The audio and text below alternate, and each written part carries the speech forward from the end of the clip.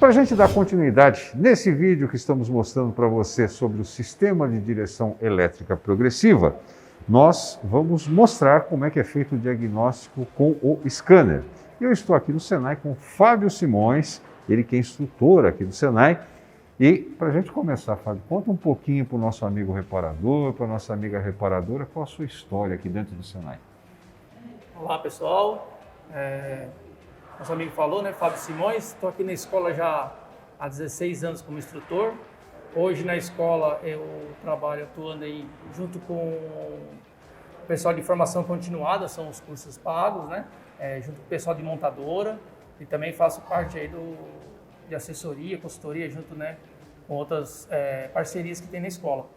E essa é a minha história, né? Hoje aqui eu sou formado em tecnólogo de sistema automotivo aqui pela escola, pós-graduação em motor de combustão interna. Eu costumo brincar com o pessoal aí que eu estou aqui desde 90, né? Entrei aqui como aluno e eu agora como instrutor aí já há um bom tempo. Um bom tempo, né? Já formou um monte de gente, né, Fábio? Então, você percebeu que ele é fera, né? Então vamos lá, Fábio, agora é com você. Vamos mostrar como é que se faz o diagnóstico no sistema da direção elétrica progressiva. Vamos lá? Então, pessoal, uma das principais condições de teste e análise do sistema, a gente tem que partir como o sistema de assistência elétrica. O primeiro item que a gente precisa trabalhar é na bateria. Então, a gente precisa ver qual é a condição da bateria, né? Então, se ela está boa, se ela tem a condição de funcionar o sistema.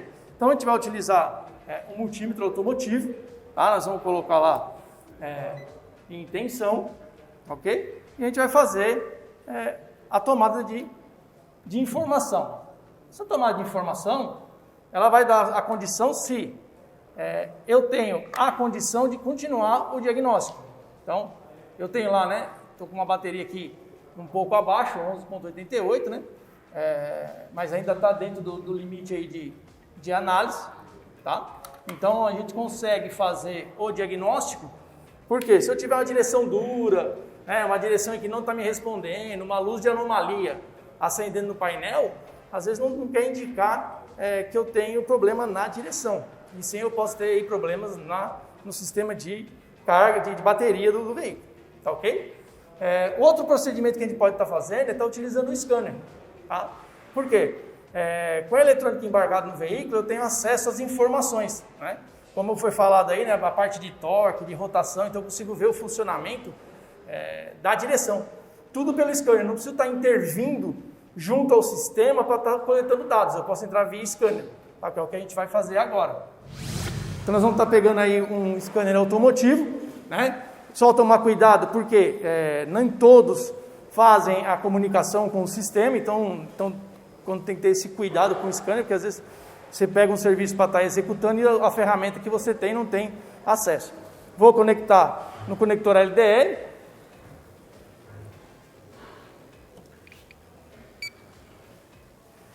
Esse conector é o que me dá acesso às unidades do veículo para eu fazer o rastreamento de falhas e funcionamento dos sistemas do veículo.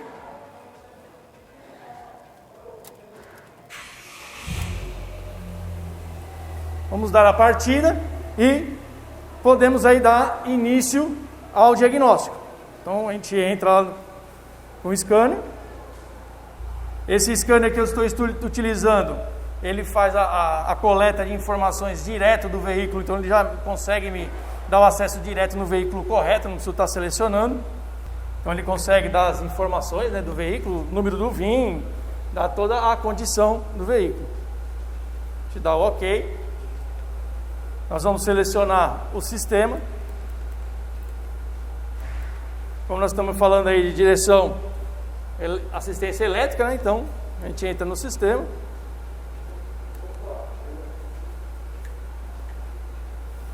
E aí eu começo a fazer o quê? Eu consigo fazer, como assim, nós estamos verificando no veículo, eu não tenho luz acesa. Mas eu posso entrar para ver se eu tenho código de falhas passadas, que já foi, ou intermitente, ou alguma coisa assim. Então, eu entro lá para fazer a verificação de códigos. Aqui eu tenho um código de falha dando circuito baixo de bateria, porque a gente viu lá que estava com 11,88, mas ainda está dentro do limite de funcionamento e teste.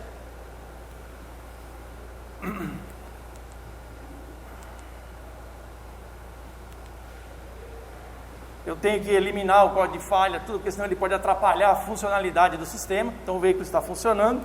E aí eu posso fazer a coleta de dados. Essa coleta de dados vai me dar todas as informações que eu tenho no veículo. Tá ok?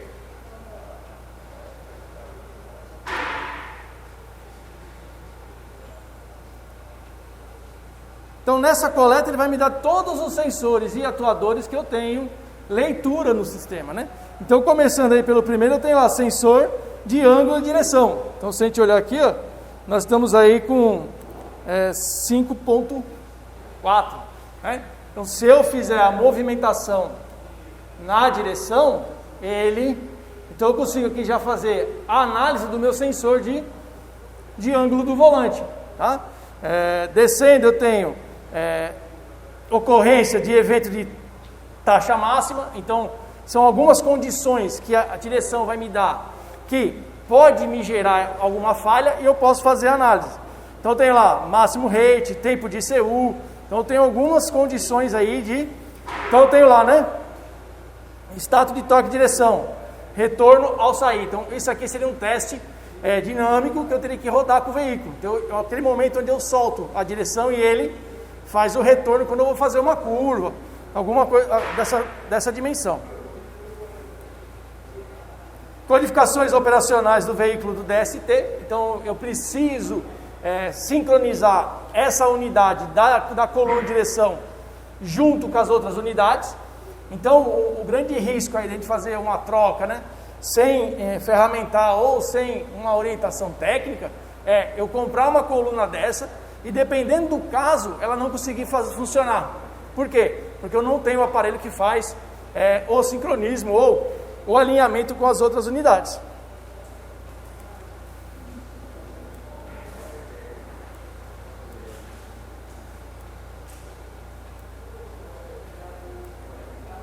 Eu tenho outro item aqui que é muito importante, que é a temperatura da ECU. Por quê? A ECU da coluna de direção elétrica fica na própria coluna. E como eu tenho um circuito eletrônico, eu tenho movimentação, eu tenho um fluxo de corrente, quando eu estou fazendo manobra alta, a temperatura tende a subir. Essa temperatura subindo, se ela exceder a temperatura, ele pode ter algumas estratégias. Ou ele pode reduzir a carga, ou ele pode abortar o sistema, né? Não que vai ficar sem direção, mas a direção só vai ficar pesada. Tá ok? Então eu tenho lá a velocidade do veículo. Eu consigo também fazer um teste de rodagem, né? No caso aqui, né, com a condição que pela velocidade eu consigo ver se o torque da direção está fazendo o quê? Reduzindo, né? O torque, porque quando eu estou em velocidade eu tenho que diminuir para não ter uma condução aí perigosa. Então ele vai sendo aquele sistema progressivo, onde dá a condição da direção ficando pesada, tá? Conforme a velocidade do veículo. A atenção da bateria. Porque nesse sistema hoje que é eletrônica embarcada, eu tenho um sensor lá na bateria que ele faz o monitoramento de consumo da bateria e temperatura. Por quê? Se eu tiver com um problema de bateria, ele já começa a acusar condições de direção aí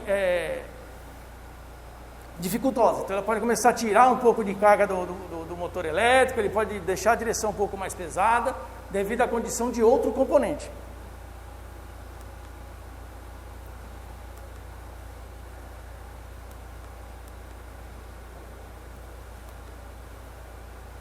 Eu tenho o tempo de Power LED, que é o tempo onde eu tenho, né, a condição que quando eu faço a movimentação da direção, qual é o tempo de resposta que eu tenho para a direção.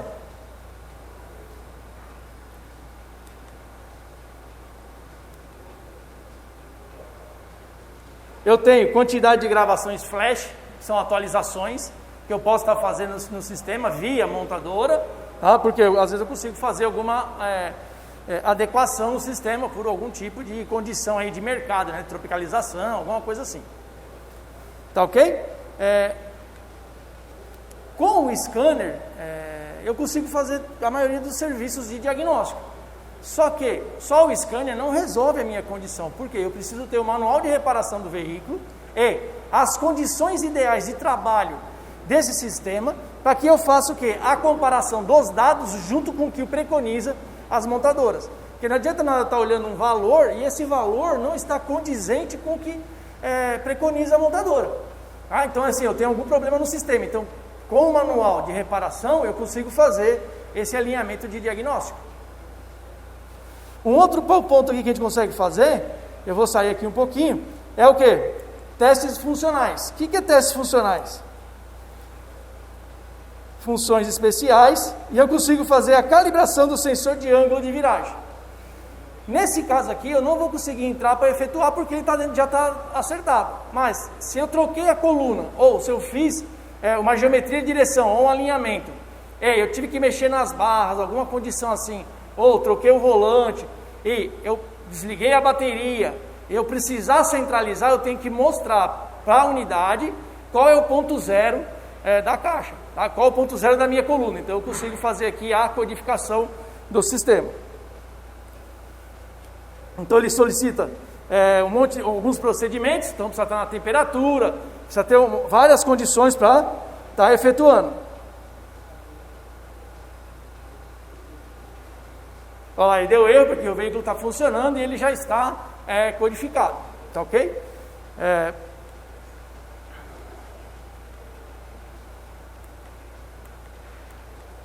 Então, com o scanner, vai ser essas condições que eu consigo fazer a verificação.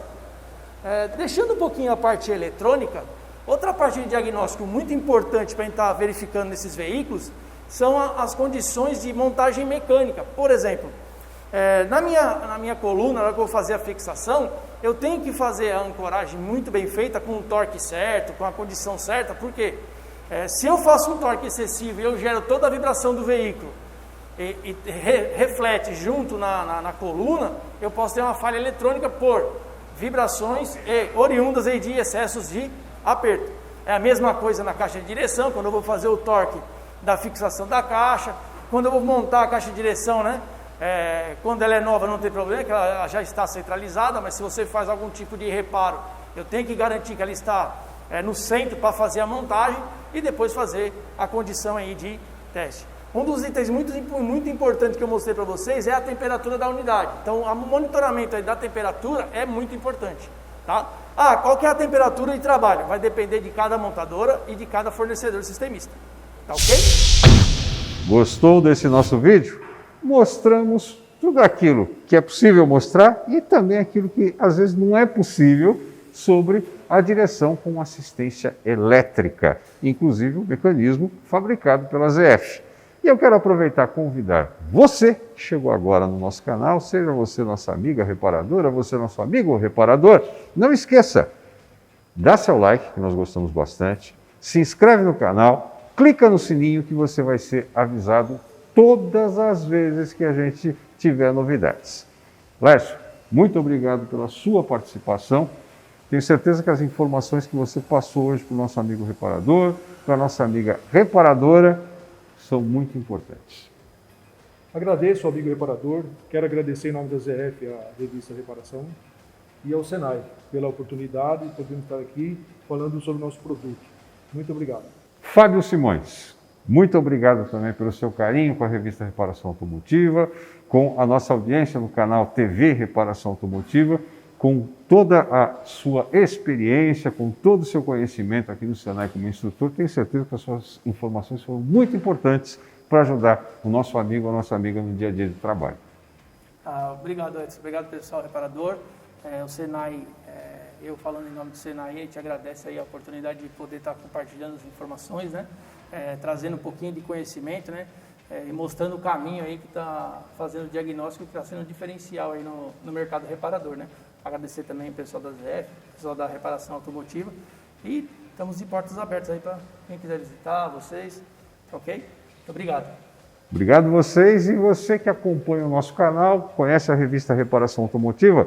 Revista Reparação Automotiva disponível todos os meses nas melhores lojas de autopeças do Brasil.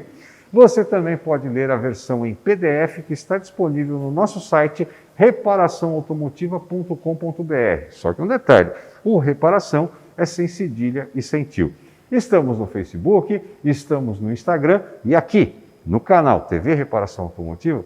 Dá uma procurada que eu tenho certeza que pelo menos um dos mais de 330 vídeos que nós temos por aqui vai te ajudar no seu dia a dia de trabalho. Quero agradecer então toda a equipe da ZF, quero agradecer toda a equipe da MM Editorial que participou aqui junto com a gente desse trabalho que nós fizemos dentro do Senai. Obrigado pelo seu carinho, obrigado pela sua participação e até a próxima.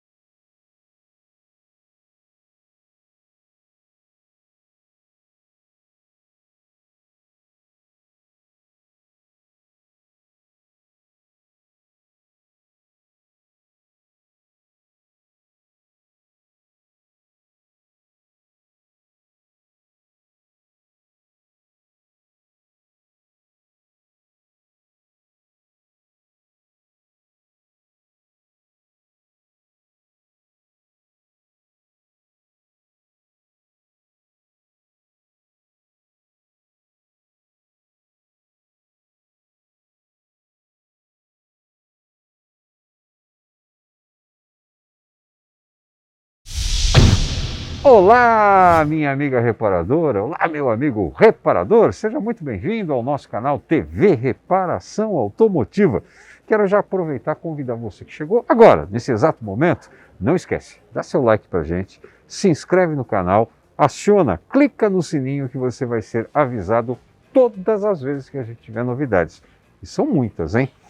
Hoje nós estamos aqui na Escola Senai, no bairro de Ipiranga, em São Paulo, uma das mais antigas e respeitadas escolas de reparação que existe no Brasil, na área técnica da ZF, aqui dentro do Senai, para mostrar para você como funciona e como fazer o diagnóstico no sistema de direção com auxílio elétrico.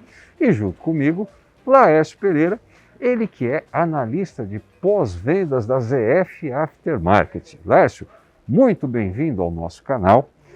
E para começar, conta um pouquinho da sua história dentro da ZF. Legal. Obrigado, amigo reparador. Obrigado ao Edson. Bom, Edson, eu iniciei na ZF em 2001.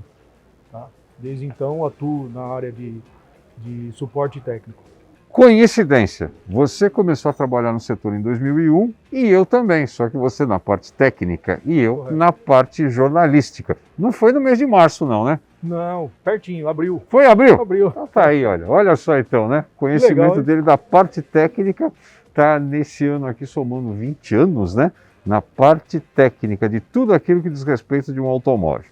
Então vamos aproveitar esse teu conhecimento para explicar para o nosso amigo reparador, para a nossa amiga reparadora, como funciona o sistema de direção elétrica. Então, para começar, eu não entendo nada, não sei de nada, tá?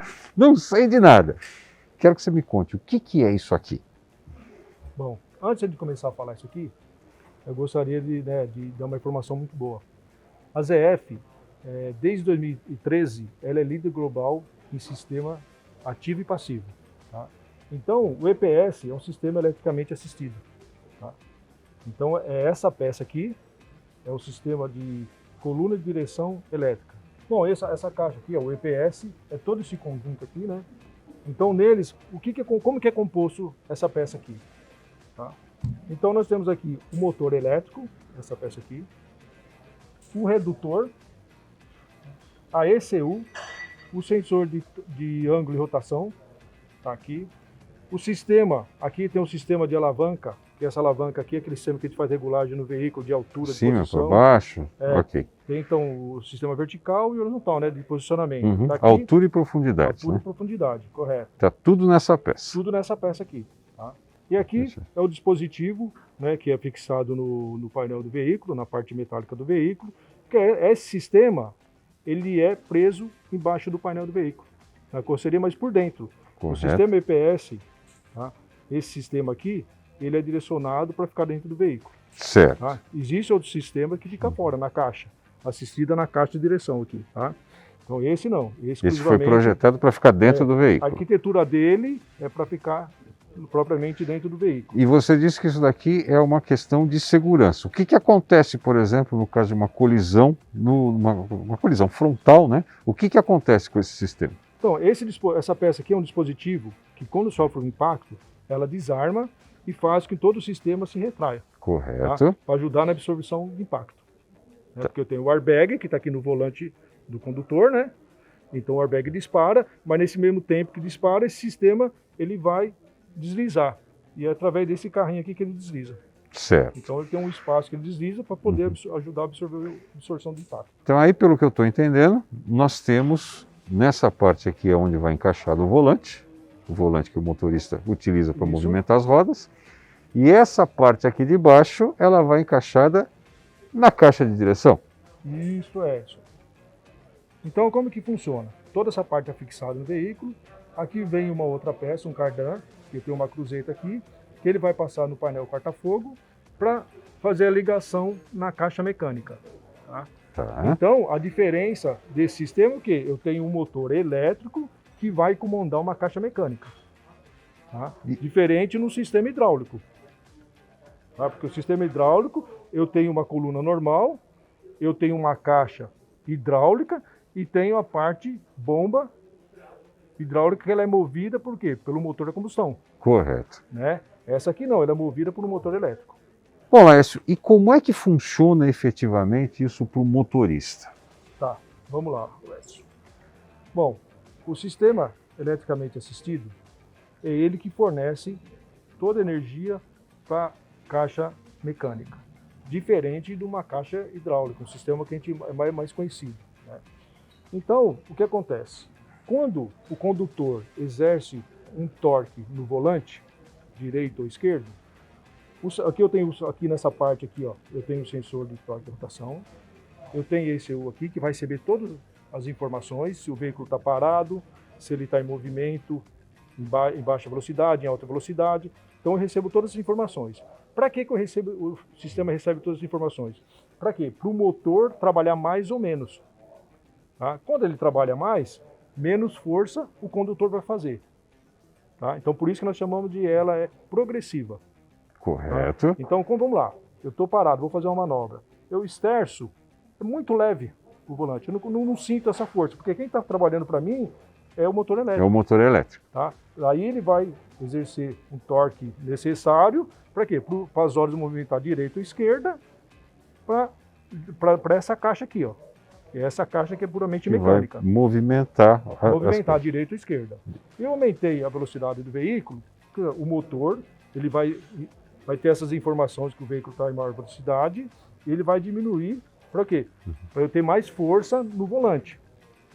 Então isso aqui, a segurança do condutor. Porque você imagina você a 120 por hora numa pista, né? E você, lá no volante, você ter a maciez, o conforto de leveza, você vai fazer um pequeno torque, o veículo vai sair. Então acontece, você sente ele pesado, então você te dá segurança em forma de dirigibilidade. Então isso é muito importante. Então por isso que é progressiva, por quê? Porque quanto mais velocidade, mais pesado fica o volante. E tudo isso muito condutor, o Edson, estranha, porque ele está acostumado com um carro que não tinha sistema. Então acontece, ele está em uma velocidade maior, ele percebe que o volante está pesado, ele acha que é problema. Entendi. Então nós vamos falar disso aí um pouquinho. Agora você frisou várias vezes que a caixa, que aliás eu particularmente até hoje não entendo, né? É o sistema cilíndrico que é chamado de caixa. Boa. Né? Muito bem. Que a caixa é semelhante a uma caixa sem assistência. Por que é semelhante? Bom, como eu falei, não é igual.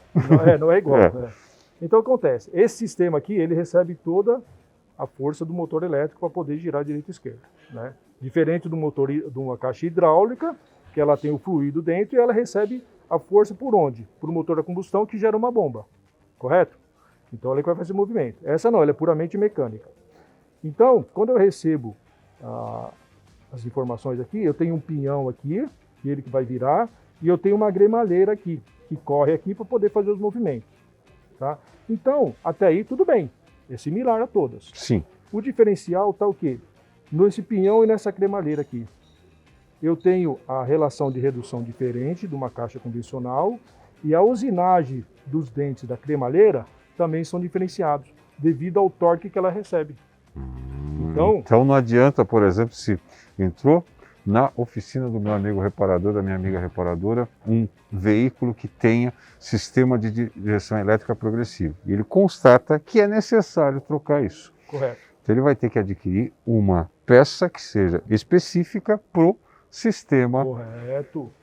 Tá ok. Então tem o esse diferencial, né? Então você pode pegar um veículo que ele nasceu com caixa mecânica, então hoje ele está elétrica. Nós já temos veículos, a maioria dos veículos hoje, nossa frota, ela está migrando tudo para o sistema elétrico. Né? Ok. Então acontece, você pode ter um veículo que você vai ter uma caixa convencional, né? E você vai querer pôr. Não pode. Não pode. Não pode. Não pode. Muito bem. Então, totalmente diferente. Fique atento a esse tipo de coisa. Bom, Laércio, e já que entramos nessa parte de manutenção, vamos explicar para o nosso amigo reparador, para a nossa amiga reparadora, o que é que pode ser feito em termos de avaliação e manutenção neste sistema que tem o motor elétrico e nesse sistema que pode ser chamado de uma caixa mecânica, né, que trabalha junto com a direção elétrica progressiva. Muito bem, Edson. A parte de manutenção é muito importante, né? A gente sabe que a manutenção ela tem que ser feita, tem que ser realizada. Mas falando em coluna elétrica, aí está o grande diferencial.